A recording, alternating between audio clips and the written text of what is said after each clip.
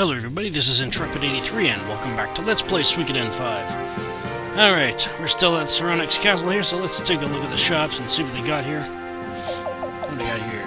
Multi-strike orb. Increases consecutive attack frequency and but it increases the amount of damage you take by two times, so yeah. Alright, so let's check the item shop. Pretty much got the same stuff as upstairs. Alright. What about the armor? Ooh, got some new stuff here. Fire Dragon armor. Yeah, this is the armor that you could have actually won from the salamander. So, yeah. We had to wait until now to be able to get it. Otherwise, so, yeah. Alright. Yeah, let's check the rare stuff, even though I know it doesn't show up. Ooh, Flame Array Chain. Interesting. There's the blacksmith. Hey, it's Rugen Rahal.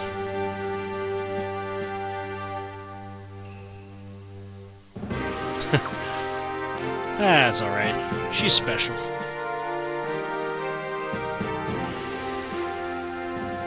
Aww. Anyways. Hear that, Miyakis? Anyways. Let's talk to some more people around here, why not?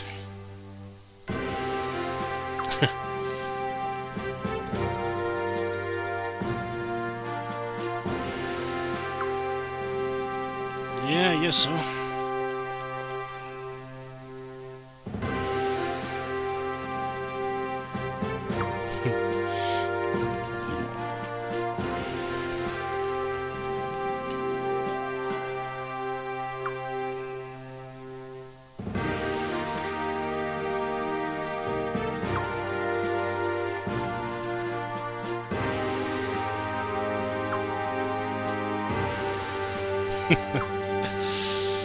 Well, that's an interesting bit of information. Women aren't allowed at in the Dragon Cavalry.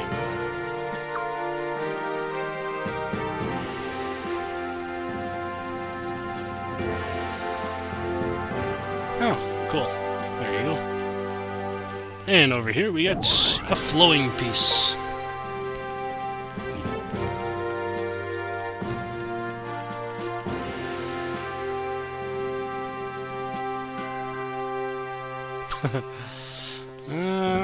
Have we seen a stray one? Not since Port Spinax, I don't think. Or maybe I just wasn't paying attention, but...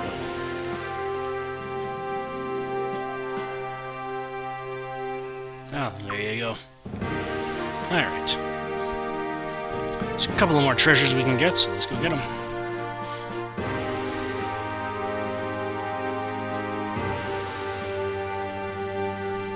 Man, this ramp has got to be awesome on the legs.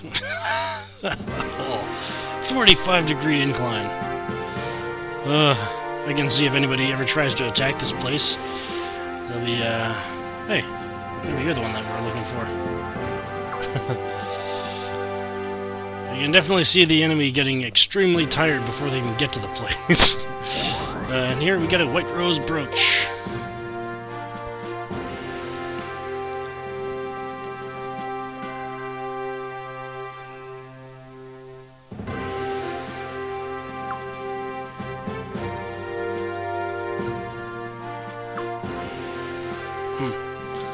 Well, there may be a time for you guys yet. Hopefully not, but... Oh, there you go. Alright, there is one more treasure chest. Unfortunately, it's down here and you cannot see it. It's impossible to see. However, you can, if you look at the Dragon Horse here, he's looking right at it. And it's right there. The Untold Clarity Epic. Yeah. Alright, so let's see what that thing affects. Untold Clarity is all combat skills except stamina, so there you go. If only there were an epic skill that increased all of your stats. We won't be getting that one for a long time, viewers. But yeah, there is one.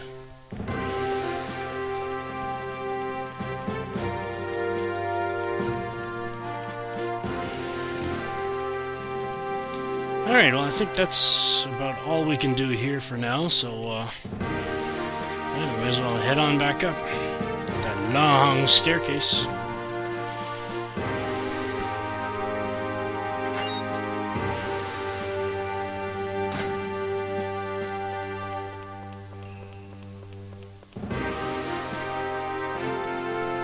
least, I don't think we'll be getting that epic for a while. No, okay, yeah, it is a while. I just remembered where it is. Never mind. It is quite a ways away.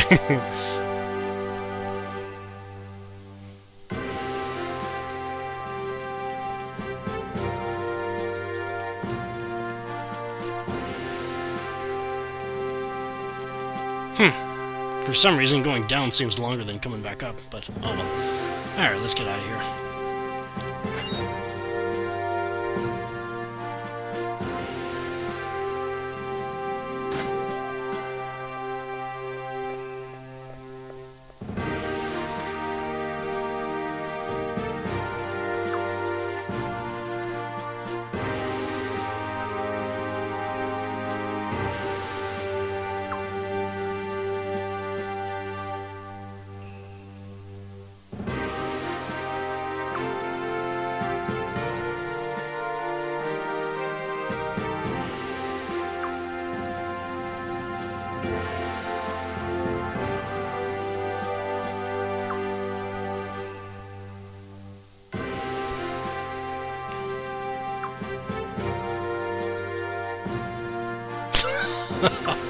Uh-oh.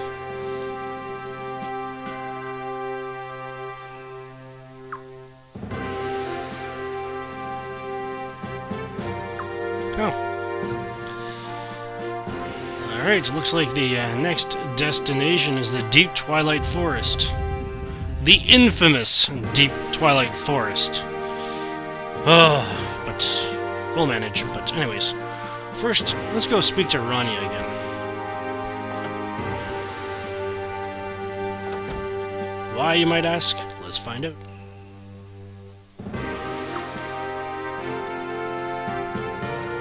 Would you like to join us?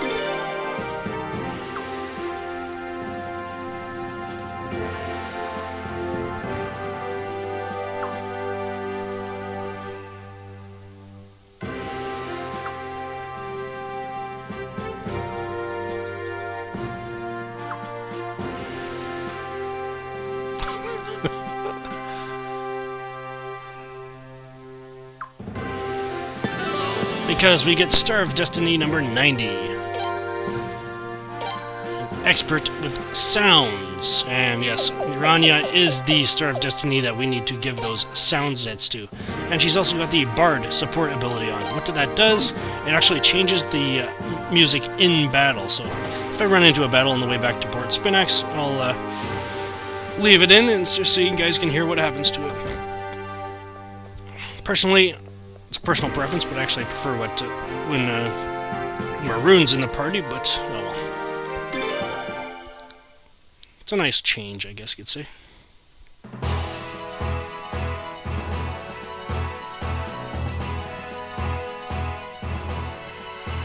Alright.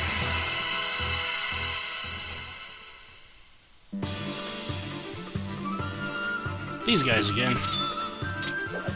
Alright. Actually, it's just formation.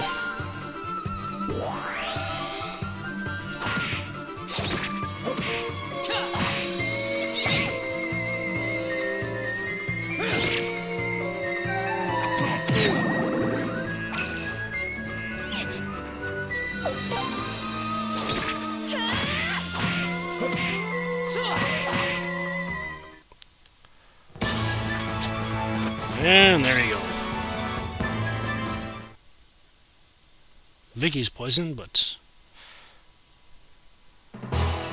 we can remedy that. Oh, we got lots of stuff in there. Oops, wrong one. Ugh.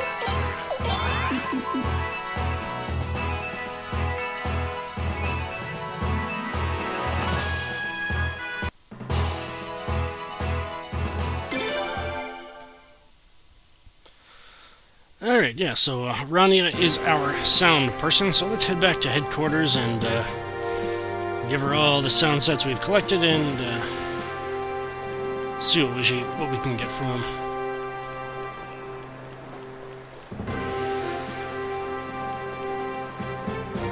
It's actually a decision I want you guys to help me with as well. So, yay for viewer involvement.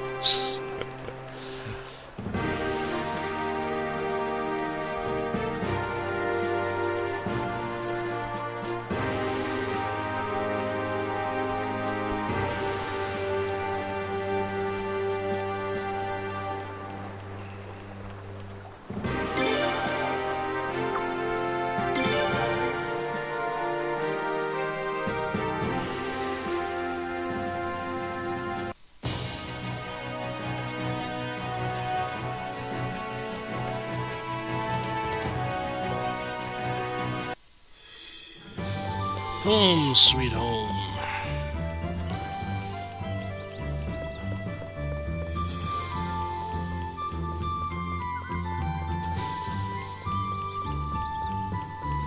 Alright, let's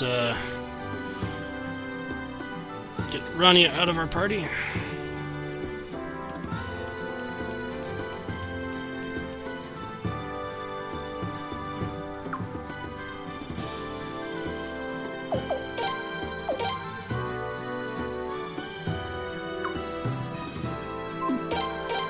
Alright, let's I do believe if I try to store all, I think the storage is actually full. Let's see. Yeah, it's full. So let's get those sound sets out. Oh, we've got some voice sets too that we didn't give to Chisato yet. Alright, let's give those to her as well. Awesome.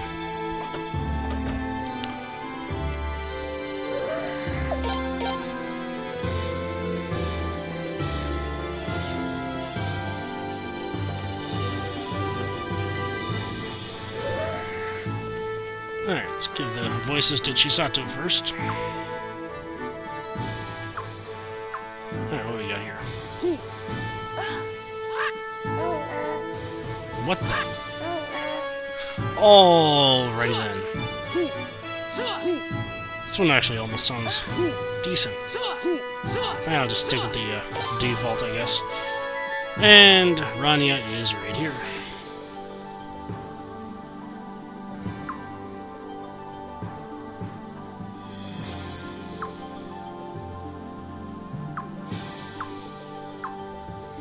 Alrighty, so these are all the sounds that basically, yeah, they're the button presses kind of thing.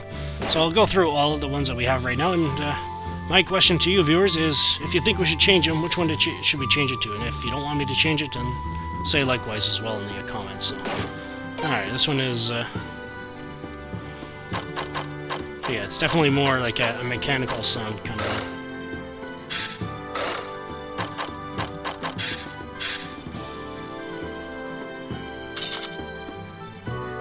Next.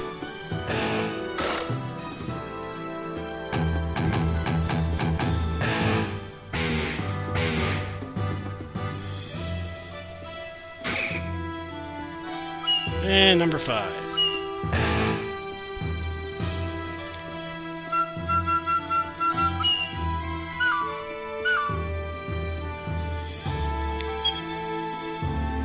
So yeah, if you want me to change it, let me know. If you don't want me to change it, let me know. So, there we go.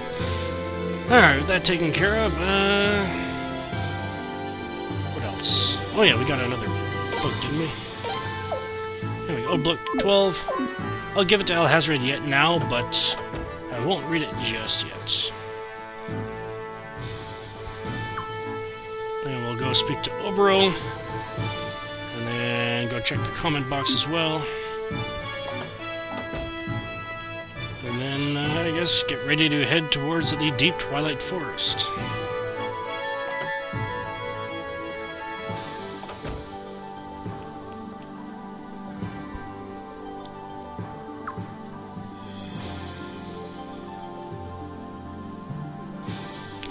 She's Lord Barrow's daughter, but she's got none of her father's black-heartedness or her brother's incompetence. Believe it or not, she's a genuinely good person. Competent, too. Just to reiterate on that lack of incompetence, but yeah, anyways. Alright, so there we go. And let's check out number 2. Alrighty.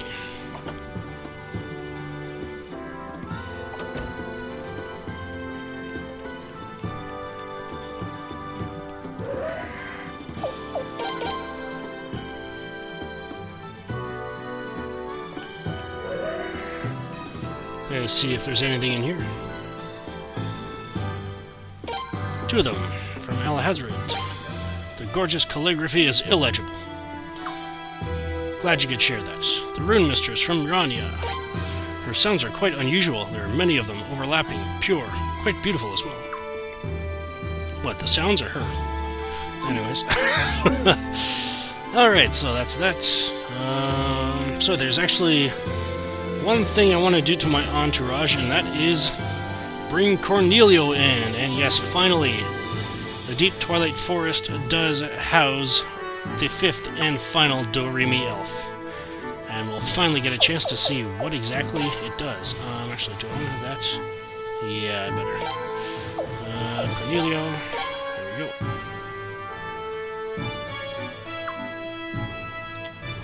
Gotta leave a spot open for the elf, obviously.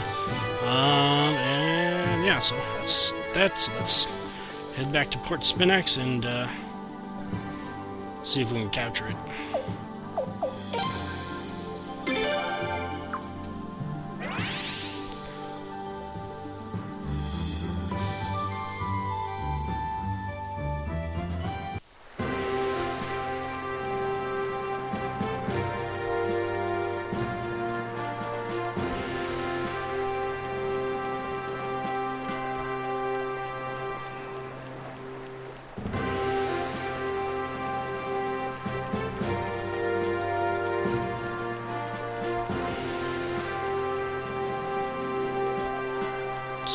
Times like this, I almost wish we had Cathari in the party. Such a long bridge. Anyways, now we can head out the west side of this place. And head over here.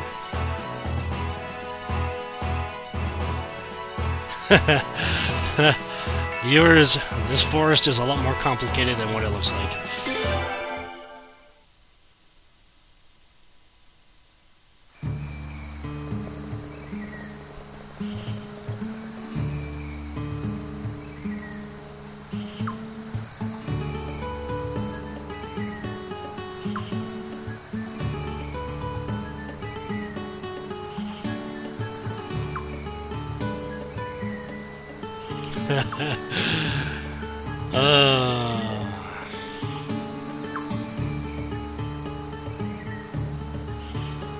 Viewers, this place is literally a labyrinth, and even with the map that I will be including with the next episode, I'm gonna have it's not gonna be a smooth trek through.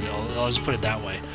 But anyways, so yeah, the DoReMi elf is around here, so I'm gonna let's check 3 battles, and if we don't see it, then I'll do it off screen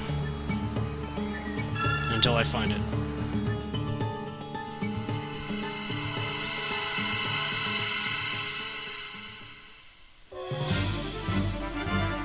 Alrighty, we got the stone golem here. Yeah, this guy isn't as bad as the rock golem, but let's use that all the same.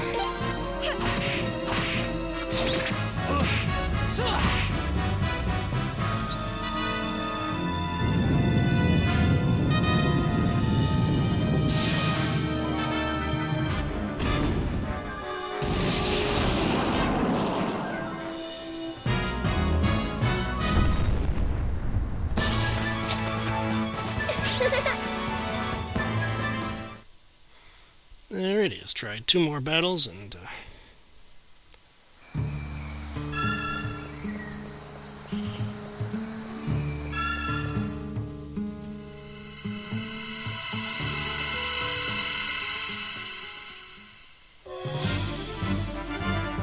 alright, Ghost Holly here.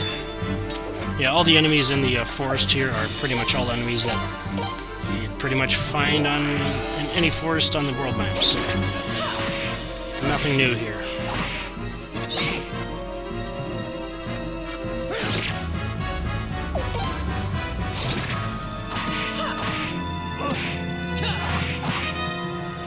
Nicely done.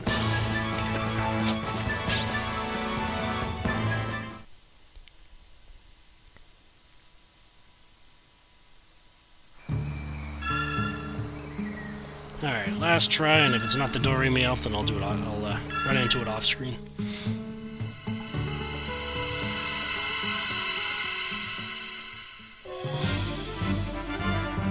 Not big creeper. Alright. Let's just mop the floor with this thing, and then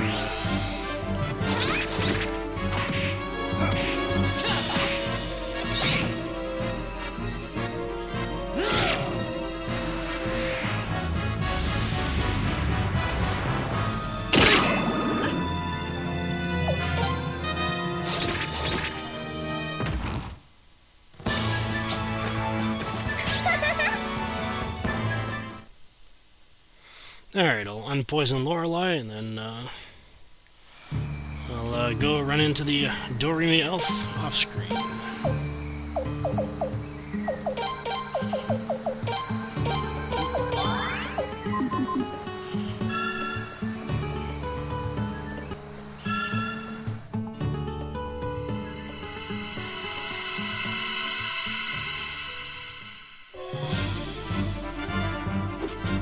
Alright, there it is. Latido. Didn't take very long for me to run into it. Whoa, I was about to form a formation skillet. Actually, I do want to change the formation to something that won't result in it getting killed. Alright, there we go. Let's have him defend. Let's bring him in instead of Miyaki's, because I do believe Miyaki's can weapon defend, so yeah, everybody defend.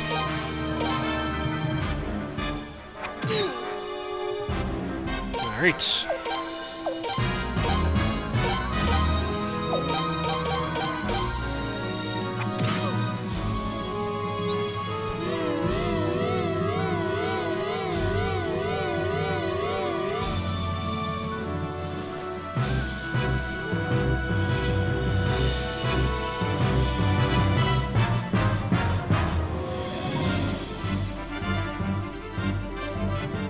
And there we go. Number 5.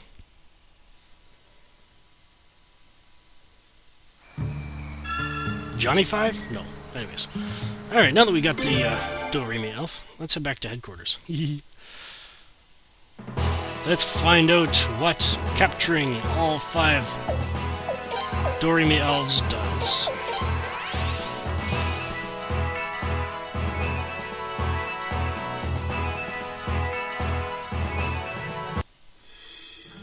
But first, let's go speak to Obero.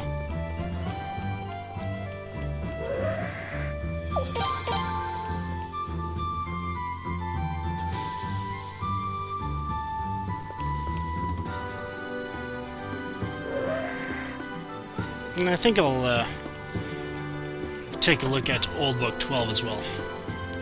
I'll leave the DoReMi elves for last.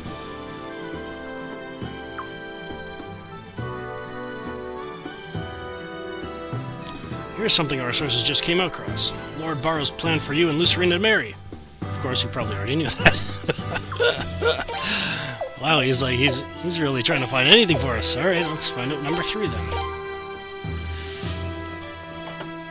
I like when they go quick like that. Alright, let's go read Old Book number 12, and then we'll... oh yeah, I suppose I should get Cornelio out of my party so I can actually do this. But anyways...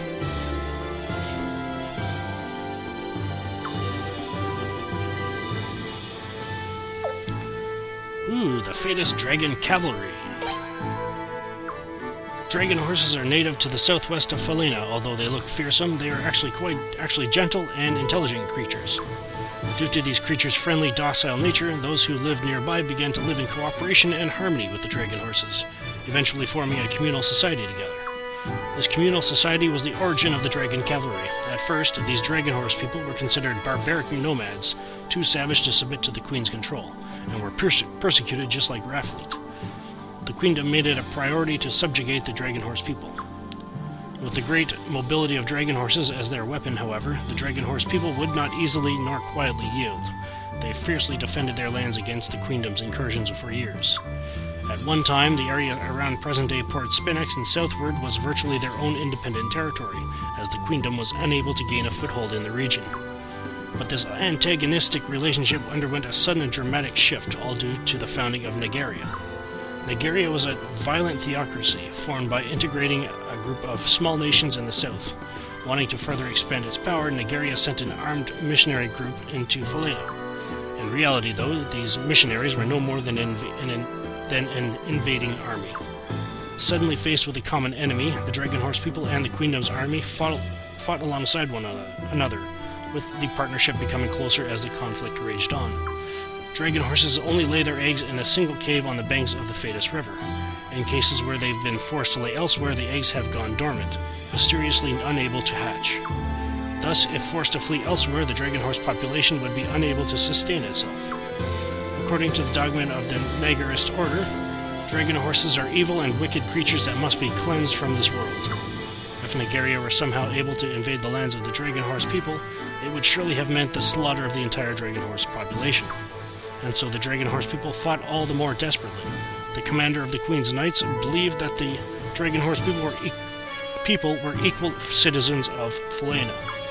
He fiercely led the main force of the Queendom's army in furious fighting, and they defended the dragon horse lair to the very end.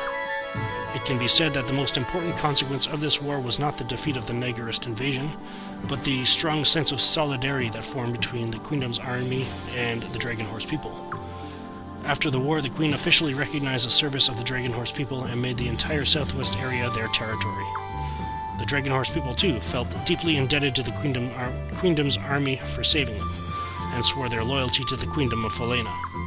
They were organized into a military force that would come to the aid of the Queendom whenever it was in trouble, with dragon horses and swords at the ready. Thus, the Feitas Dragon Cavalry was born. However, early on, the power, justice, and mighty of the Dragon Cavalry would be greatly abused. The senators, constantly involved in vicious power struggles, were selfishly bent on winning the Dragon Cavalry over to their own factions. This kind of intrigue and subterfuge was alien to the simple dragon horse people. Unable to deal with the devious plots and stratagems typical of courtiers, they were often manipulated and used as little more than the senators' pawns and private soldiers. The Dragon Cavalry, tired of being used as pawns in a political game, decided to impose a strict rule upon themselves. They decided that their only priority should be to defend Falena's borders. They vowed to never let themselves get involved in Falena's internal disputes.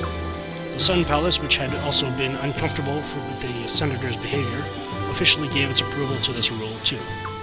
Since divorcing themselves from the internal politics, the Dragon Cavalry has served as a high-profile border patrol against barbarian invaders, earning them the grateful respect and trust of the Falenan citizenry. During the Great Earthquake of 164 of the new capital calendar, the land route that connected Falena and Nagaria was destroyed beyond repair. Thus, the once terrifying Nagarist threat has become far less serious. However, today, with the ominous rise of the armies to the east, the Dragon Cavalry's importance to the Queendom of Falena remains as high as it ever was. Well, viewers, there is the history of why the Feitas Dragon Cavalry does not associate with internal conflicts, and honestly, I gotta say I agree with them, but anyways. Alright, so with that being done, let's get Cornelio out of the party as well as the elf, and then find out what the Symphony is all about.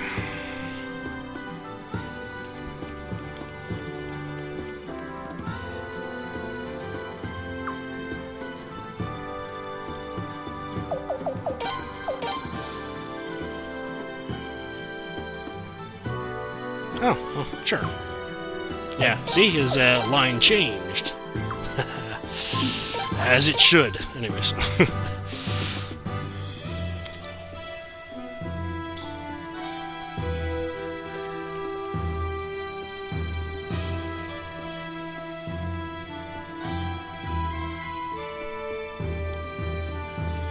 Alright, here we go. Cool.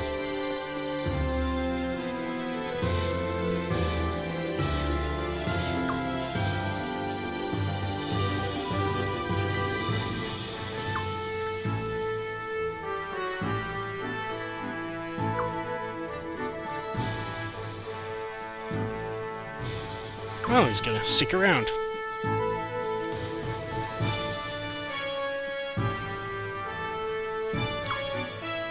And viewers, it's basically a jukebox of every soundtrack in the game. Yeah, might as well show you all of them that we've uncovered so far. Yeah, this is the very beginning. Honestly, you could literally go through every single one of these one at a time, and you'd pretty much drag your memories all the way, just from the memories associated with the music, drag your memories all the way through the entire game. It's just, as soon as it comes on, it immediately triggers the memory of the first time you heard it, kind of thing. So, if you want me to do something like that, where it's just like a video of, you know, me going through each of them, just so you can kind of relive the moments, kind of thing, let me know. Otherwise, there's only 3 of them that I actually want to listen to. Where is is it? Oh yeah. I've got an idea. Why not turn it up a bit?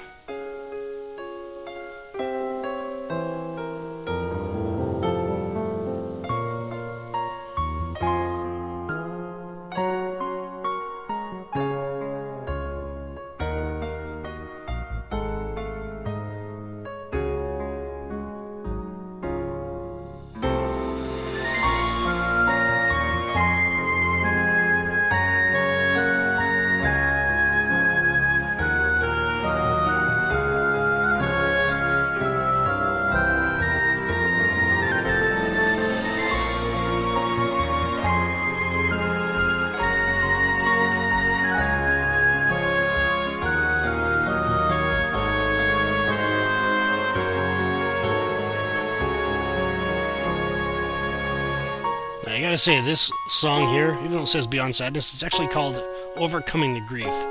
This song is what was my first taste of Suikoden 5. So, yeah, anyways. And then there's this one, ha!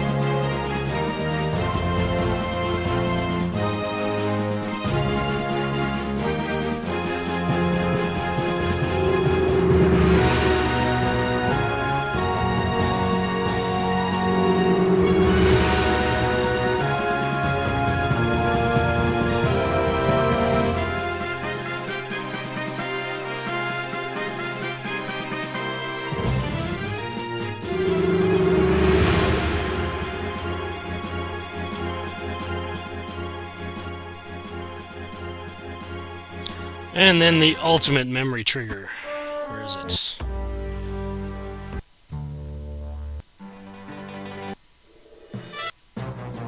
Ah, where'd it go?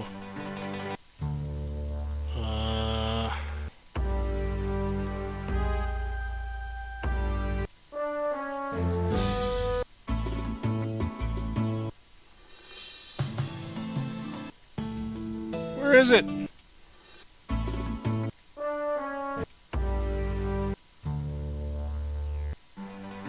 Ah, there it is. Yeah, not this one, the one right above it.